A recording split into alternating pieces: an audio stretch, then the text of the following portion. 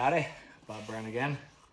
So the last video I made about what is technique, why do we have technique, it dawned on me after watching it. Those techniques basically are when a top roller is trying to get away from a hooker. You know, a top roller wants to grab a hooker high to be able to take his hand. You know, a top roller wants to flatten or take the hand of a hooker because he's afraid of that person's side pressure. But then what about the other side of the coin? The hooker who wants to get the top roller inside but isn't strong enough to do it. They don't have the hand and wrist to just simply go and put them in a hook or put them in a hook, you know? And there's several different techniques to try to do that. Now, I'll show you a couple of them. I'm going to turn the table here just at a 45. Maybe you get a better view. Rustam Babayev. One, he's crazy strong. But two, if you notice how Rustam starts with his knuckles up, which, you know, you would think a hooker would want to grab a little lower and turn. Well, what he does, he starts with his knuckles up, and, you know, obviously he wants to go into the hook. So if he's going against a hooker, they're just going to end up in there anyway. But if he's going against the top roller probably wants his knuckles up, you know, or he wants to dump his wrist a little and attack that pinky, like I said before. But Rustam stands his wrist up and tries to get this part of the palm of his hand as far this way on his opponent as possible. So he just has to be really fast at going, just turning his hand. He'll start with a no load, like he won't load with people. There'll be no back pressure from him. And if someone back pressures him, he just lets it go over there, you know?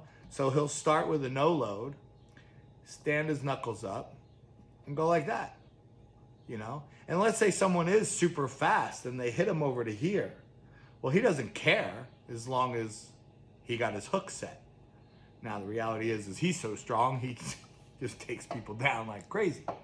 But that's one way. Stand up as high as you can, get your arm as far forward as you can, and just simply turn your wrist. Even if the top roller takes you halfway down, you will have set your hook. And then hopefully you've got the arm strength to beat him. That's one. Two is you're going to have to lower your hand a little bit, get your elbow to the back of the pad, and again, start with a no load. And then when the ref says go, shoot forward and turn your wrist, just like that, as fast as you can. You know, it's about speed. Even if the top roller, again, hits you down in the process, still, you set your hook, you know? You can be here and shoot this way, forward, to try to set that hook. You don't have enough hand strength to, you know, to set it, but hopefully you have enough hand strength to hold it once you set it. Otherwise, you're going to lose. So then there's a third one, you know, that I like to tell people is down pressure. And people are like, what do you mean down pressure? I mean, you're grabbing the person's hand and you're pushing down. And you're pushing down at the angle of their forearm. They're pushing this way. And you're pushing down on the thumb. See, if you push down on a thumb, just push down, generally the arm's either going to go down or the pronator is going to fail. And for a hooker, that's exactly what you want to happen against the top roller. You want their pronator to fail. So you grab a hold of them and push down their hand right towards their elbow, and hopefully their pronator fails, and you've ended up in a hook, you know? Again, there's lots of times where you're going to end up in that hook and be over losing, okay? And you better have the arm strength to then bring it back. And a lot of guys do. I mean, the famous last words of every hooker I can crush you anytime in a hook. And my response is, good luck getting me there, because you're right. You can kill me in a hook, but you're never going to get me there.